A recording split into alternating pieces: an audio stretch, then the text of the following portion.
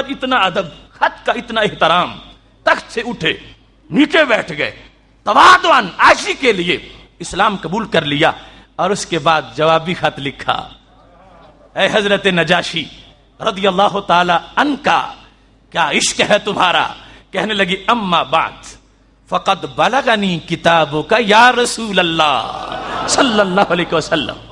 حمد و صلات کے بعد یہ سیرت ابن ہشام میں بڑا تفصیلی خط ہے، میں تھوڑا سا پڑھ رہا ہوں. فقد بلغنی کتابک یا رسول اللہ صلی اللہ علیہ وسلم. کہاں سے کہہ رہے ہیں یا رسول اللہ؟ حبشہ سے. قد بلغنی کتابک یا رسول اللہ صلی اللہ علیہ وسلم. محبوب میرے تمہارا خط مجھے پہنچا ہے.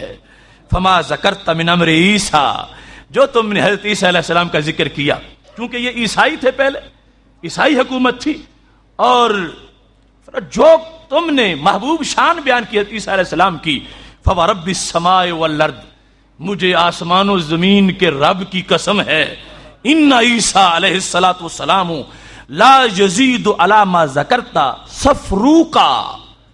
حضرت عیسیٰ علیہ السلام کی شان جو آپ نے بیان کی ہے اس سے ایک دھاگا بھی بڑھ کے نہیں ہے.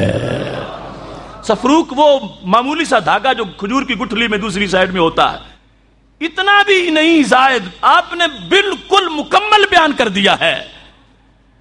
وقد عرفنا ما بعثت بھی الینا، جو پیغام محبوب تمہارا پہنچا ہم نے جان لیا. فاشہد انک رسول اللہ، میں گواہی دیتا ہوں آپ اللہ کے رسول صلی اللہ علیہ وسلم ہیں.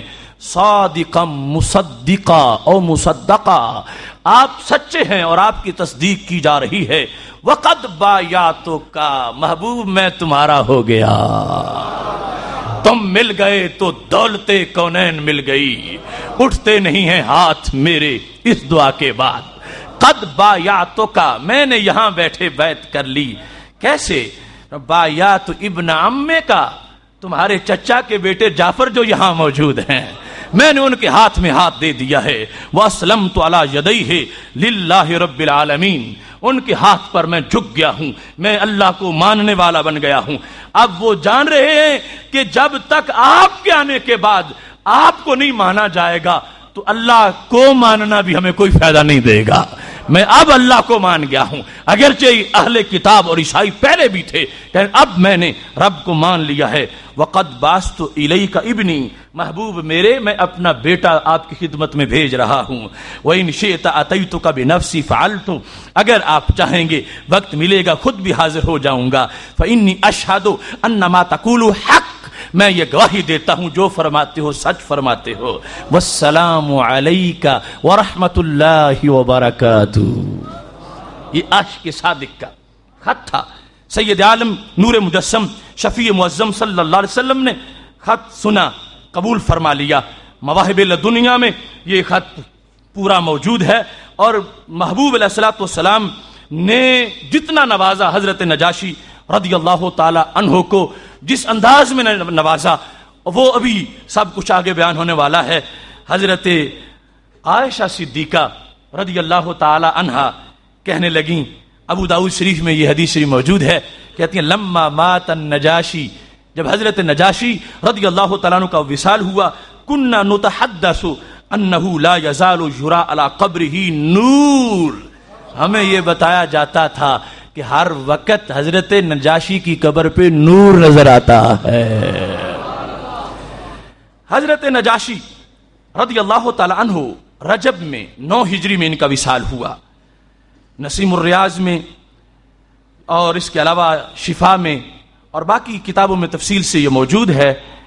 سید عالم نور مجسم شفیع معظم صلی اللہ علیہ وسلم نے ان کو اتنا پسند کیا ہوا تھا کہ ان کی وصال کی خبر بھی خود ارشاد فرمائی اور صحابہ کو ساتھ لے کر ان کی نماز جنازہ ادا فرما دی.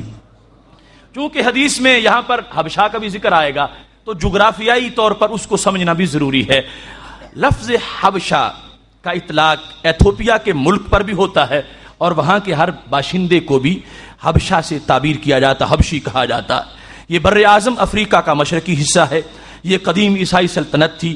یہاں نجاشی حکمرانوں کا زمانہ حکومت پہلی صدی قبل مسیح سے لے کر چھٹی صدی ہجری تک تقریباً 1200 سال تک محیط رہا۔ مکہ شریف کے جنوب مغرب میں تقریباً 100 کلومیٹر پر دور بحیرہ قلزم کے ساحل پر ایک بندرگاہ ہے جس کو شعیبہ کہا جاتا ہے۔ ابھی بھی مکہ شریف میں آپ جائیں تو شعیبہ کے بورڈ لگے ہوئے ہیں۔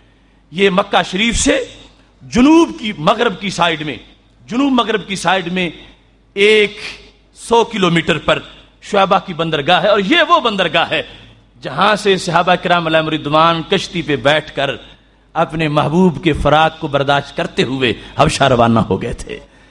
شعیبہ سے جدہ اتنا ہی دور ہے جتنا مکہ شریف سے شعیبہ دور ہے، تو یہ مکہ شریف سے جنوب کی طرف، اور پھر آگے حبشہ مزید جنوب کی طرف ہے۔ یعنی یہاں صحابہ کرام علیہم رضوان بیٹھے، ہم نے مقالہ میں وہ پورا نقشہ شائع کر دیا ہے کہ، اور پھر یہ بھی لکھا ہے کہ نصف دینار کرایہ دیا تھا ہر صحابی نے، اور نصف دینار کرایہ دے کر اترے تھے طولن بحیرہ قلزم کو طے کرتے ہوئے مسوہ کی بندرگاہ پر، جو حبشہ کا علاقہ جہاں سے شروع ہو جاتا ہے، اور وہاں سے تقریباً 200 کلومیٹر چلتے ہوئے اکسوم شہر میں پہنچے، پیدل اکسوم شہر میں جہاں حضرت نجاشی کا کیپٹل تھا اور وہاں وہ موجود تھے۔ اس طرح صحابہ کرام علیہم رضوان نے سفر کیا، اور یہ ذہن میں رہے کہ مکہ شریف سے ایک ہجرت جو ہے وہ شمال کی طرف ہوئی ہے اور ایک ہجرت جنوب کی طرف ہوئی ہے، اور مکہ شریف سے یہ جو ہجرت کا سما ہے، اب اس میں جس وقت زمین سمٹے گی، آگے دلائل میں آئے گا، تو ایک بار سمٹی ہے، کیسے؟ جنوب سے سمٹ کے شمال میں آئی ہے، اور ایک بار شمال سے سمٹ کے جنوب میں آئی ہے۔ کیوں جنوب میں آئی، کیوں شمال میں آئی؟ اگر محبوب جنوب میں ہے تو سمٹ کے جنوب میں چلی گئی، اور محبوب شمال میں ہے تو سمٹ کے شمال میں چلی گئی۔ اس مقام پر اب حضرت نجاشی رضی اللہ تعالی عنہ کے بارے میں جو حدیث شریف ہے وہ بخاری شریف میں، مسلم شریف میں، ابو داؤد شریف میں اور ترمذی وغیرہ ساری کتابوں میں، نسائی شریف میں موجود ہے۔ ان ابی ہریرہ رضی اللہ عنہ قال نعى النبي صلی اللہ علیہ وسلم الى اصحاب النجاشی ثم تقدم فصفوا علیہ فصفوا خلفه فکبر 4۔ رسول اللہ صلی اللہ علیہ وسلم نے حضرت نجاشی رضی اللہ تعالیٰ عنہ کے وصال کی خود خبر دی، صحابہ کو کہا چلو بہر، اور پھر صفیں بنا لیں، ان کے آگے تشریف فرما ہوئے، جماعت کرائی، اور 4 تکبیریں پڑھ کے اپنے اس عاشق کی نماز جنازہ مکمل فرما دی۔ حدیث نجاشی رضی اللہ تعالی عنہ کے جوابات آج اصل ہمارا موضوع ہے، کہ یہ پیش کر کے کیا یہ کہا جا سکتا ہے کہ انہوں نے پڑھا تھا تو ہم بھی پڑھ لیں گے؟